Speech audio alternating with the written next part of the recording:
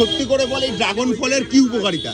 এটা নিলে কি পিছন থেকে আগুন বেরোবে? না মানে আগুন না হলেও পেছন দিয়ে গরম হাওয়া তো কম বেশি আমরা সকলেই বের করতে পারি। তবে সত্যি ড্রাগন ফলের কোনো উপকারিতা জানা থাকলে কমেন্টে একটু বলো, জানাটা খুব দরকারি। যাই হোক, টুকটাক সবজি বাজার করে মাছ বাজারে গিয়ে আজ প্রথমে এরকম বড় সাইজের দুটো পমফ্রেট নিয়েছি। দুটো মাছই 400 গ্রাম হয়ে গেছে। গেস করো এই মাছটা কত টাকা কিলো? ভাই দুটো মাছের বিনিময়ে আমি কত টাকা দিয়েছি? তারপর নজরে পড়লো এই লেক লোটে। আচ্ছা বাজার নিয়ে যাদের কোনো মাথা ব্যথা নেই, হ্যাঁ আজ তারা হাত তোলো যারা ঘুম থেকে দেরি করে ওঠে। নাও লোটে নিয়ে এসেছি অনেক খুঁজে খুঁজে।